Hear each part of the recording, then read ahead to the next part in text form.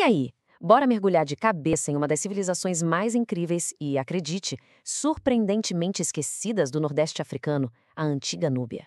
A gente vai descobrir juntos um esplendor que ficou escondido nas sombras da história por tempo demais. Ok, vamos direto ao ponto com um mistério que parece até mentira.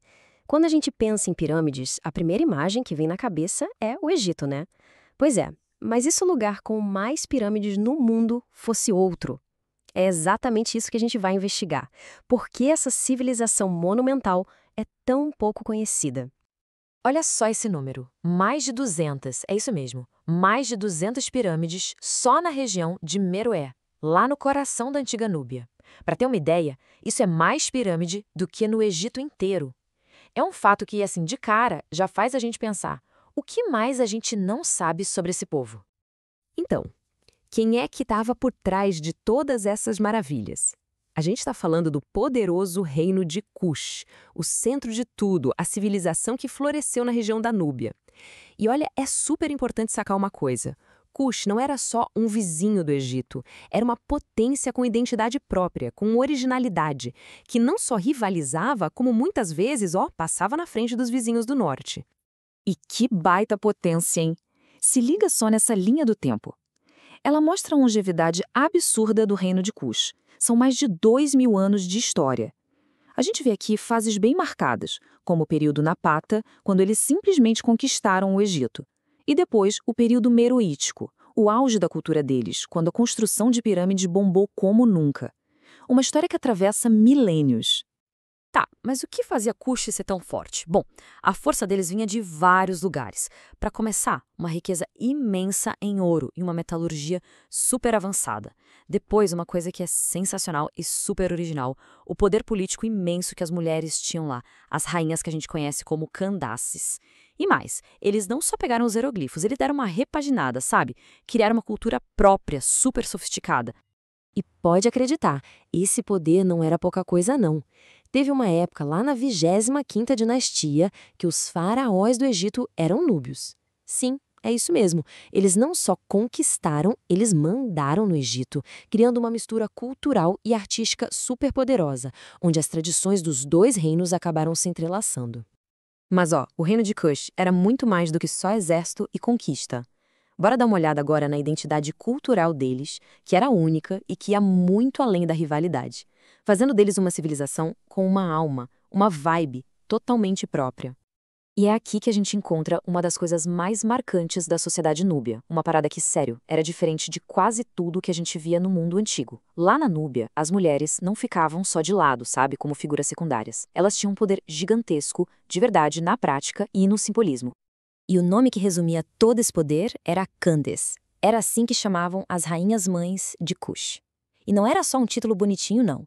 Eram mulheres que lideravam de verdade, com poder militar, político, e eram vistas como figuras quase divinas. Uma linhagem de mulheres poderosíssimas que moldaram o destino do reino. Essa história das Candaces é sinceramente fascinante demais e vale muito a pena mergulhar nela. Então, para quem ficou com essa pulga atrás da orelha e quer saber mais, o site africanahistoria.com tem um artigo super completo e detalhado sobre essas rainhas. É o caminho perfeito para continuar essa viagem. Bom, comparar com o Egito é quase automático, né? Mas é justamente nessa comparação que o estilo único da Núbia brilha. Então, vamos ver de perto como a arte e a arquitetura de lá conseguiram criar uma identidade visual totalmente deles, bem longe da sombra do vizinho famoso. Essa tabela aqui mostra as diferenças de um jeito muito claro. Vamos lá.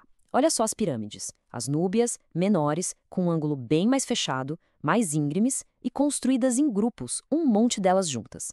Já nos materiais, eles usavam muito tijolo cru, pedra da região, diferente do granito que a gente vê no Egito.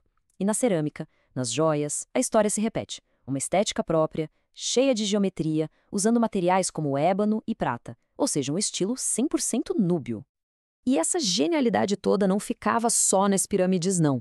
A gente tem monumentos gigantescos, tipo o Templo de Amun em Jebel Barkal, que eram o verdadeiro coração da Núbia, tanto na religião quanto na política.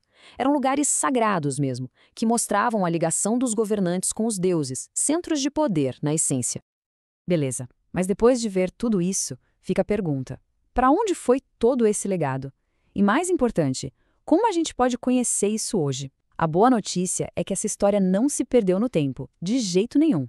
A nossa jornada para descobrir tudo isso pode começar agora mesmo. Pois é, a melhor parte é que todo esse esplendor não ficou só no passado. O legado da Núbia é um tesouro que está vivo, sabe? Que está sendo cuidado por arqueólogos e que a gente pode ver em museus pelo mundo todo. É uma história que ainda está sendo contada e que, olha, está bem ao nosso alcance. Então, a gente chega na pergunta final. Como é que a gente faz para continuar explorando não só a Núbia, mas tantas outras histórias incríveis do continente africano? Histórias que muitas vezes acabam ficando meio de escanteio, né? Fora dos livros que a gente costuma ler. A jornada de descobertas pode começar agora.